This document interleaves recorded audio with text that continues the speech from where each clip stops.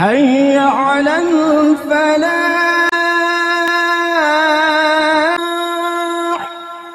یار ادب سلوٹ اور چیز ہے، اس پر کئی دفعہ بات ہو چکی ہے کہ آفیسر کے لیے سٹینڈ اپ ہونا، سلوٹ کرنا یا بوٹ زمین پر مار دینا یہ کوئی خلاف شرع نہیں ہے. بات کی سمجھ آئیے؟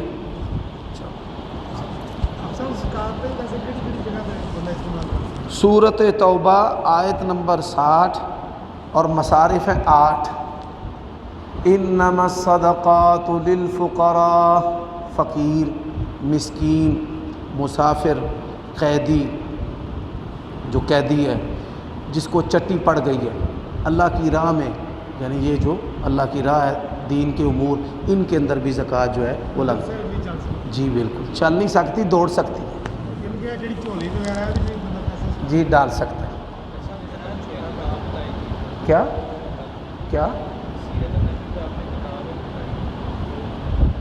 الرحیق المختوم، سیرت النبی پر صفی الرحمن مبارک پوری رحمۃ اللہ علیہ، ان کی کتاب ہے الرحیق المختوم. جی کرا سکتے ہیں، شادی کروا سکتے ہیں، بالکل لگوا سکتے ہیں، ماشاءاللہ رستہ بنوا سکتے ہیں، مسافر خانہ بنوا سکتے ہیں. اسد کیا حال ہے؟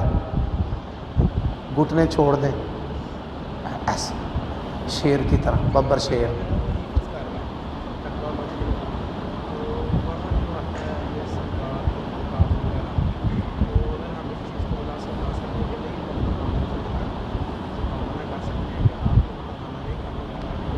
اچھی بات ہے، بہت شکریہ. بطور زیور کے مرد سونا استعمال نہیں کر سکتا. جزاک اللہ خیر.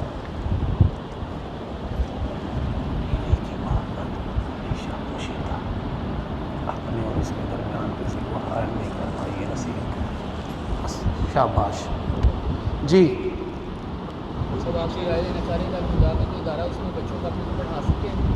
الہدا انٹرنیشنل میں اپنے بچوں کو پڑھا سکتے ہیں. ڈاکٹر فرحت ہاشمی اور ڈاکٹر نگہت ہاشمی، ان کے جو ادارے ہیں ان اداروں میں اپنی بچیوں کو پڑھانا چاہیے. اچھی بات ہے. ایک مرد کی تبدیلی ایک فرد کی تبدیلی، اور ایک عورت کی تبدیلی ایک معاشرے کی تبدیلی ہے. اور الہدا ادارے کا ہمارے معاشروں پر بڑا احسان ہے. اللہ تعالیٰ اس کے بانیوں کو جزائے خیر عطا فرمائے.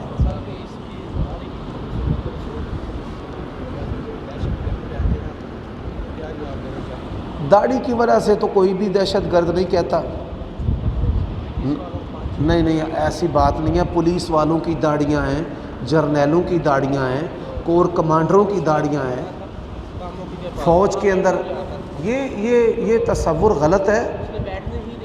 نہیں، یہ تصور غلط ہے. اگر کوئی داڑھی کی وجہ سے کسی کو ڈی گریڈ کرتا ہے تو آئین اور قانون حرکت میں آتا ہے. داڑھی کی وجہ سے آج تک میں نے کئی ملکوں کے سفر کیے ہیں، کافروں کے ملکوں کے، مسلمانوں کے ملکوں کے. آج تک میرے لیے داڑھی کہیں پر رکاوٹ نہیں بنی.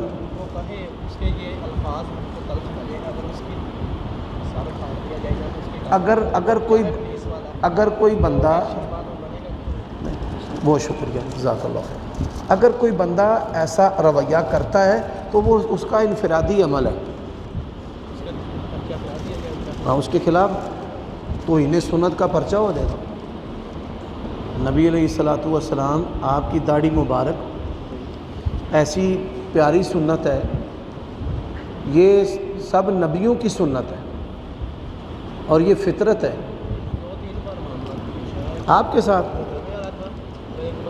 یار بینکوں میں داڑیاں کیوں جی مینیجر صاحب؟ اتنے ماشاءاللہ داڑیوں والے بینکوں میں، پولیس میں، فوج میں.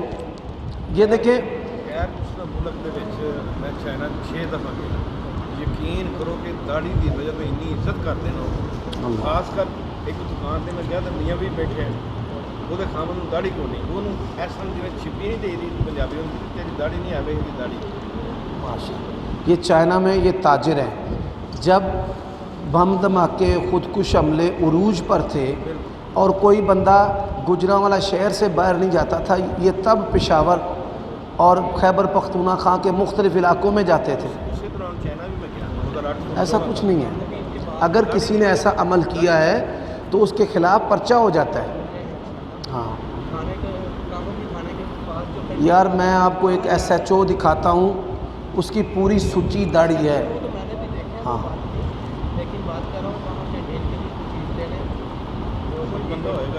وہ اس کی اپنی ذہنی گندگی ہوگی۔ میں نے دیکھا ہے کہ کور کمانڈروں کی کانفرنس تھی، اس میں پوری داڑھیوں والے بندے جو ہیں وہ ہم بیٹھے ہوئے تھے، جرنیل جو ہیں 3 اسٹار جرنیل جو ہوتے ہیں۔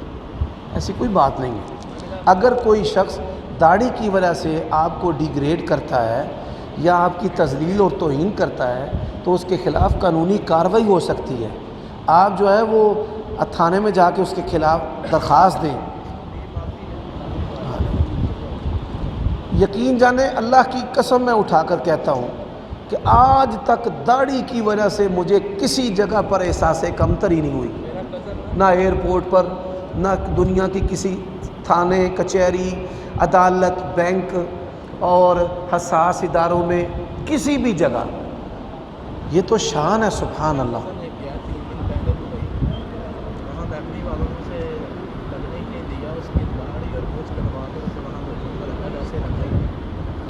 یار یہ کسی کا اپنا ذاتی عمل ہو سکتا ہے، کسی تنظیم کا یا کوئی ایسی جو پارٹی کام شام کرتی ہے، حکومتوں کی طرف سے نہیں۔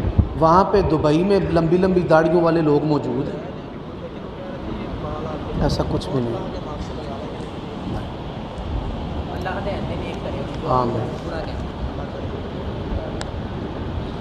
سوال ہے اگر جماعت ہو رہی ہے تو مقتدی ثنا سے شروع کرے گا یا صرف سورۃ فاتحہ سے؟ مقتدی اللہ اکبر کہہ کر اعوذ باللہ من الشیطان الرجیم تعوذ پڑھے اور اس کے بعد سورۃ فاتحہ پڑھے، ثنا نہیں پڑھے گا۔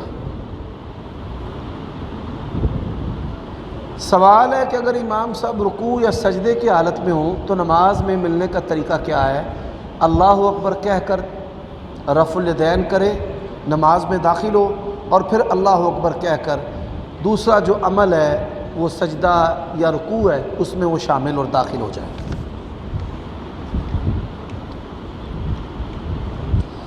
میری والدہ محترمہ کے سر میں بہت زیادہ درد ہے اور کافی دیر سے ہے، اس کا کوئی حل بتا دیں۔ مستقل جو سر درد ہے اس کے کئی اسباب ہیں۔ اس کا ایک سبب بلڈ پریشر کا اپ اینڈ ڈاؤن ہونا بھی ہے فزیکلی، اس کا سبب سحر بھی ہے، اور اس کا جو سبب ہے نا وہ جادو اور بلاکنگ بھی ہے۔ تو سر میں حجامہ کروائیں، انشاءاللہ اللہ تعالیٰ آپ کی والدہ کو صحت دے دے گا۔ ان کا بلڈ پریشر جو ہے وہ چیک کریں، اپ اینڈ ڈاؤن تو نہیں ہوتا۔ اسی طرح جو ہے وہ قرآن مجید سے ان کو دم کریں، رقیہ کریں کہ سحر کی وجہ سے ان کو یہ سر درد کا مسئلہ تو نہیں ہے۔ حجامہ ایک ایسا عمل ہے، حجامہ کی وجہ سے، حجامہ جو عمل ہے اس کی وجہ سے سحر سے بھی فائدہ ہوتا ہے، بلڈ پریشر کے مرض میں بھی فائدہ ہوتا ہے، اور جو نسوں میں بلاکنگ ہوتی ہے اس میں بھی فائدہ ہوتا ہے۔ آپ کا بھی کوئی سوال نہیں؟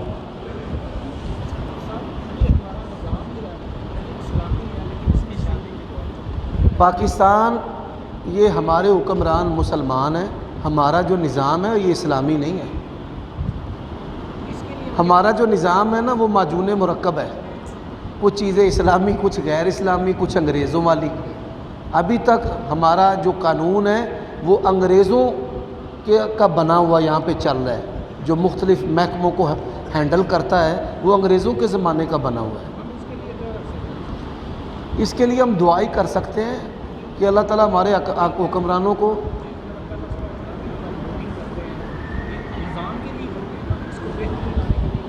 یہ چیزیں حاکم وقت کے اختیار میں ہیں۔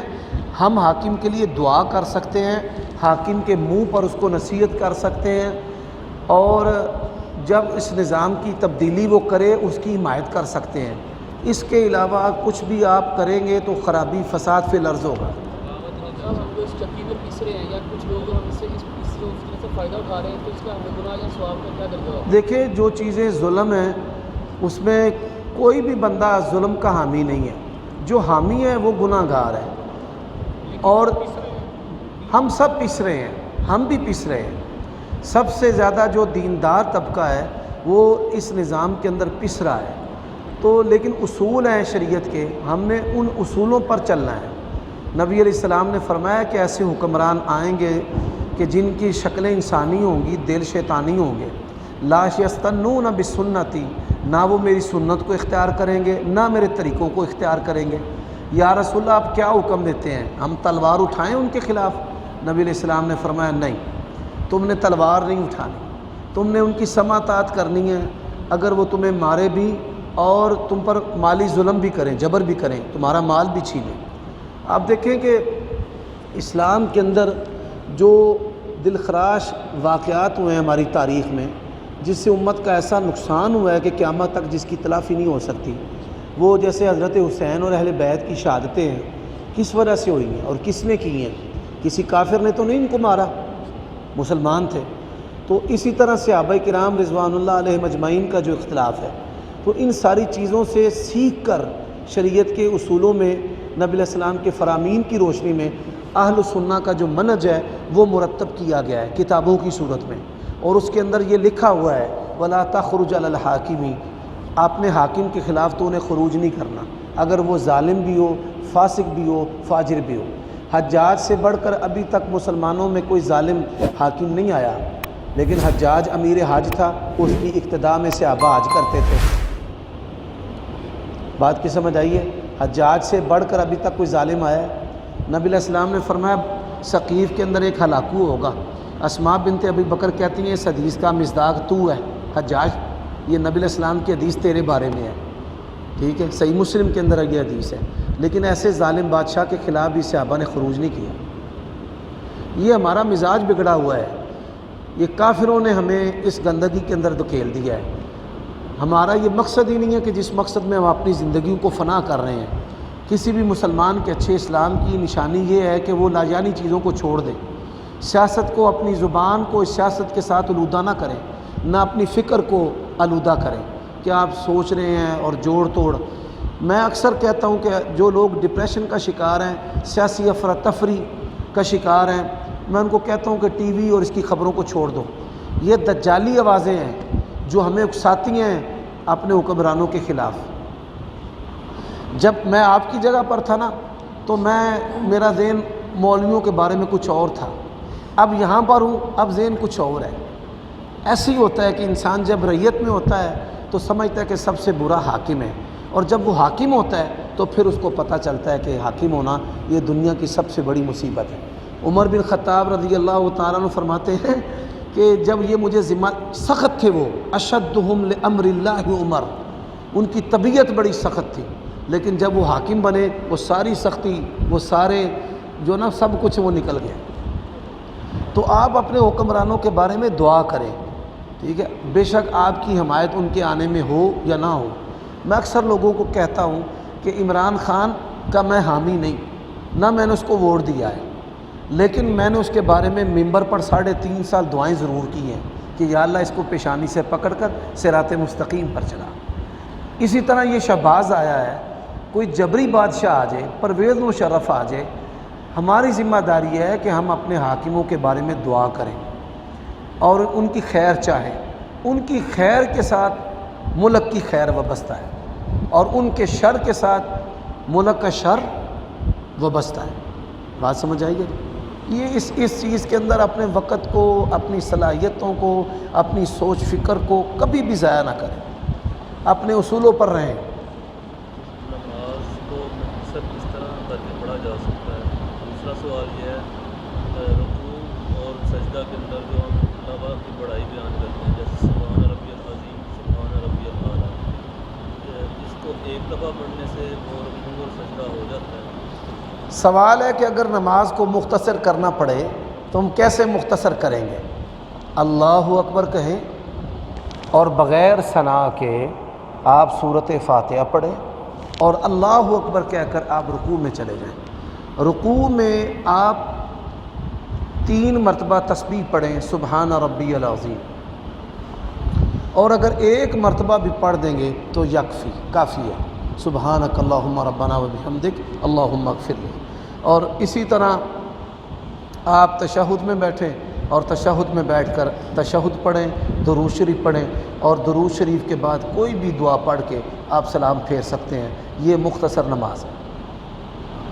سر جیسا کہ آپ نے کہا کہ آپ لوگ کو اگر ظالموں سے سمجھا سکتے ہیں، اگر ہمارے سمجھانے پر ہم کو کوئی کام کرنا عام آدمی جمع کرنا کیوں کبھی نہیں کر سکتا؟ پرویز مشرف کو نصیحت کی تھی نا وہ کراچی کے جو مفتی صاحب تھے، عدنان کاکا خیل، تو وہ کسی نے نہیں اس کو اٹھایا، نہیں اٹھاتے۔ حاکم وقت کے آپ حاکم وقت کو خط لکھیں۔ یہ بالکل غلط بات ہے کہ پاکستان کی ایجنسیاں اٹھا لیتی ہیں، یہ جھوٹا پراپیگنڈا ہے، منفی پراپیگنڈا ہے۔ آپ اس بات کو سمجھیں۔ الحمدللہ ہم حق گوئی کا کام کرتے ہیں۔ میں اسٹیبلشمنٹ کو نصیحت کرتا ہوں، برسر ممبر کرتا ہوں، حاکم وقت کو کرتا ہوں، جرنیلوں کو کرتا ہوں۔ اگر آپ نے پہلے نہیں سنی تو آپ نو وارد ہیں یا ناواقف ہیں۔ جو مجھے مستقل سننے والے ہیں، ہم الحمدللہ اسلام کے اصولوں کے مطابق ان سب جو قوت والے مقتدر ادارے ہیں ان کو نصیحت کرتے ہیں۔ ہاں لکھا ہے الحمدللہ، جی میں نے لکھا ہے، کئی دفعہ لکھا ہے، جرنیلوں کو بھی لکھے ہیں۔ ایک ساتھی کو پکڑ لیا تھا تو میں نے جرنیل کو باجوہ کو خط لکھا تھا، اللہ جل شانہ کی توفیق سے وہ چھوٹ گئے، پھر انہوں نے آ کر میرا شکریہ ادا کیا۔ جنہوں نے اصل میں کھانے تجربے کی بات ہے کہ انہوں نے کوئی نہ کوئی فالٹ ہوتا ہے۔ ਸਾਡੇ ਪਿੰਡ ਦਾ ਮੁੰਡਾ 4-5 ਸਾਲ ਹੋ ਗਏ, ਉਹਦਾ 10 ਨਾਲ ਤਲਕ ਨਿਕਲ ਆਇਆ ਸੀ, ਵਾਅਦੇ ਸੀ, ਉਹਨਾਂ ਇੱਕ ਵਾਰੀ ਵਾਰਨਿੰਗ ਦਿੱਤੀ, ਨਹੀਂ ਮਿਲਿਆ, ਦੂਜੀ ਵਾਰੀ ਉਹਨਾਂ ਗਾਇਬ ਕਰਤਾ। یہ کبھی بھی اپنی افواج کے خلاف نہ ہو۔ دیکھیں عمران کو ہماری اسٹیبلشمنٹ لے کر آئی ہے، جرنیل لے کر آئے ہیں، لیکن ہم تب بھی ان کے خلاف نہیں تھے۔ فوج کے خلاف کبھی نہیں ہونا، اپنے وطن کے خلاف کبھی نہیں ہونا۔ دو یہ اصول یاد رکھیں، اپنے وطن کے خلاف کبھی نہیں ہونا اور اپنی فوج کے خلاف کبھی بھی نہیں ہونا۔ وہ آپ کے حاکم کی حامی ہو، حاکم کی حامی نہ ہو، اپنی آرمی فوج کے خلاف اگر آپ اپنی آرمی فوج کے خلاف ہو گئے ہیں تو آپ نے دشمن، ملک دشمن، اسلام دشمن قوتوں کے ایجنڈے کو پورا کر دیا ہے، بلا فیس ہی پورا کر دیا ہے۔ بات کی سمجھ آ گئی ہے؟ ٹھیک ہے۔ کبھی اپنی فوج کے خلاف نہیں ہونا، کبھی اپنے اسی طرح حاکم کے خلاف نہیں ہونا۔ یہ پروپیگنڈا کیا جاتا ہے، ایک سکروٹنی ہے، انہوں نے ایک نظام بنایا ہوا ہے، اس نظام کے تحت وہ کسی کو اگر اٹھاتے ہیں پہلے اس کی ریکی کرتے ہیں۔ کئی ادارے ہیں کہ وہ اس کے بارے میں خبریں اکٹھی کرتے ہیں، جب اس کے اندر فالٹ ہوتا ہے تو اس کو اٹھاتے ہیں۔ بات کی سمجھ آئی ہے؟ ہاں، میں نے جن لوگوں کو وہ دیکھا ہے کہ وہ یہ فوج اٹھاتی ہے، فوج کئی بندے فوج کے خلاف ہیں یہاں پر سیاست کی وجہ سے، فوج ان کو نہیں اٹھاتی، اس بات کو سمجھیں۔ وہ ان بندوں کو اٹھاتے ہیں کہ جو ملک کے خلاف ہوتے ہیں، جو ملک کے خلاف کسی چین کا حصہ بن جاتے ہیں۔ مثال کے طور پہ میں ملک کے خلاف کسی چین کا حصہ ہوں، آگے میں نے بندے رکھے ہوئے ہیں، آگے انہوں نے بندے رکھے ہوئے ہیں، پھر وہ سارے جو اس نظام کے اندر آتے ہیں وہ سب کو اٹھا لیتے ہیں۔ آ جاؤ بھائی، تیرے پاس موٹر سائیکل کدھر سے آئی ہے، تجھے یہ 30,000 مہینہ کون دے رہا ہے، تو نیٹ پر جو کام کرتا ہے کیسے کر رہا ہے۔ کئی بندے ہیں جو کمپیوٹر پر ایسی چیزیں فیس بک پر ڈالتے تھے جو ملک دشمنوں کا ایجنڈا ہے۔ تو کبھی بھی اپنی فوج کے خلاف نہیں ہونا اور کبھی بھی ایسی چیزوں کا حصہ نہیں بننا۔ بلا وجہ نوجوان نسل جو ہے وہ ہماری قتل ہو رہی ہے، مر رہی ہے، اور بند کنویں کے اندر ان کی زندگی ہے۔ مذہبی جو لوگ ہیں یہ اپنے ان گندے کرتوتوں کی وجہ سے اسلام کا بھی اور معاشرے کا بھی اور مسلمانوں کا بھی نقصان کر رہے ہیں۔ اصل سمجھ آئیے؟ ہاں،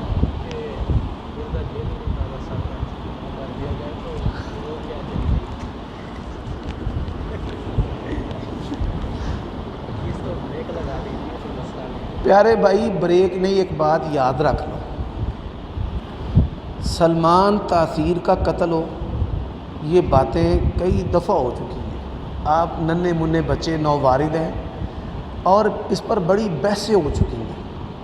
اسلام کے اندر ما ورائے عدالت کسی بندے کا قتل جو ہے وہ جائز نہیں ہے۔ ہم اگر کہیں میں کہتا بھائی ہوں اس کو قتل نہ کر دے، میرا بھی موقع پر اتار دے ساتھ نہیں، لا یجوز، نہیں جائز، بدلہ ہم قتل نہیں جائز، نہیں جائز، بالکل نہیں جائز۔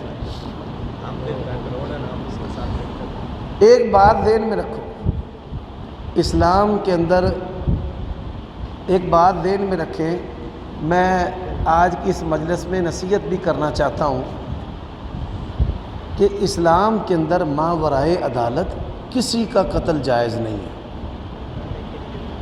ہے۔ پھر لیکن آپ مسلمان دیکھیں، ایک مجھے بات بتائیں، آپ اس کی جگہ اگر میرا باپ ہوتا اس کا میں نے سب لا حول ولا قوت الا باللہ، نہ ایسی باتیں نہ کہیں، میں نے اپنے باپ کو پکڑ لیا۔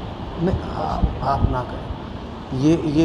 یہ جو غصہ ہے نا، یہ شیطان اس غصے سے آپ کا بہت نقصان کرے گا۔ آپ دیکھیں سلمان تاثیر، اس کے جو وکیل تھے نا، وہ بریلوی مسلک سے تعلق رکھتے ہیں، اور انہوں نے ججوں نے ان سے سوال کیا کہ سلمان، انہوں نے کہا کہ غازی ممتاز نے گستاخ رسول کو قتل کیا ہے۔ عدالتی ریکارڈ آپ جب چاہیں حاصل کر سکتے ہیں، وہ پبلک پراپرٹی ہے۔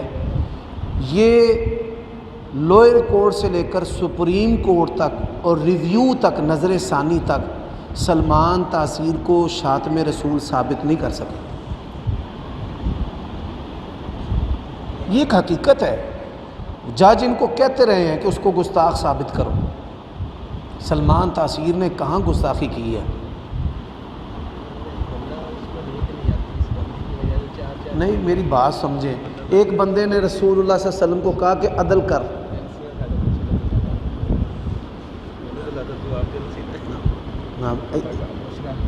ادھر اسد چھوڑ ادھر میری طرف دیکھ، میری طرف چھوڑ دے۔ کسی بھی مسلمان کے اسلام کی اچھی علامت ہے کہ وہ لاجانی چیزوں سے پرہیز کرے۔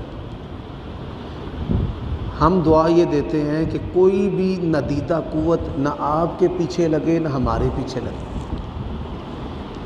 میرے بارے میں بڑی ساری شکایتیں حکام کو گئیں، اداروں میں جو قادیانی اور رافضی قسم کے لوگ ہیں نا، انہوں نے کئی ورقے سیاہ کر کے کوشش کی کہ اس بندے کو بھی یہ اٹھوا لیا جائے یا مروا دیا جائے۔ اور میں اللہ کے فضل سے، ماں باپ کی دعاؤں سے اور منہج کی سلامتی سے اور آپ احباب کے حسن سلوک اور دعاؤں سے بچاؤ۔ میری آپ کو نصیحت ہے، کبھی بھی آپ نے ان چیزوں کا حصہ نہیں بننا۔ آپ نے کبھی یہ بات نہیں کہنی کہ ایجنسی ہمارے پیچھے ہیں۔ لا سنیں، رسول اللہ کا فرمان ہے، لا تتمنوا لقاء العدو، دشمن کی ملاقات کی تمنا کبھی نہ کرو۔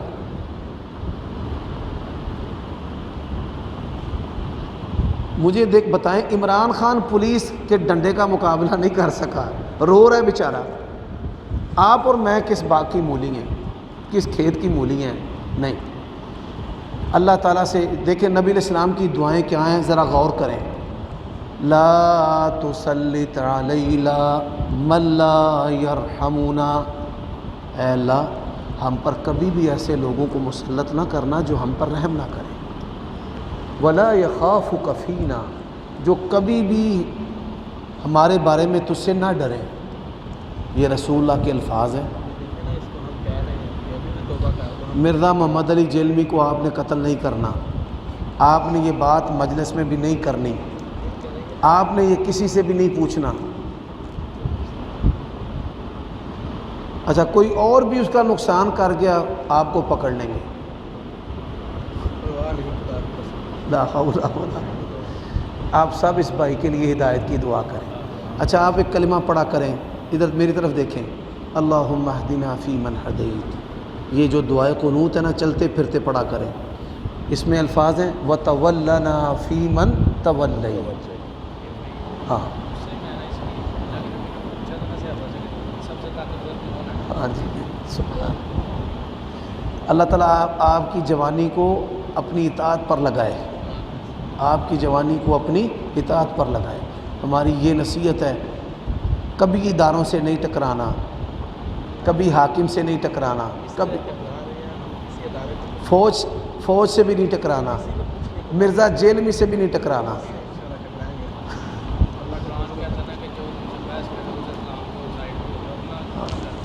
دیکھیں چھوڑ دیں ان چیزوں، اچھا میری آپ کو نصیحت ہے، آمین آمین آمین۔ ٹھیک ہے جی، مجلس کو یہیں پر ختم کر دیں۔ سبحانک اللہم ربنا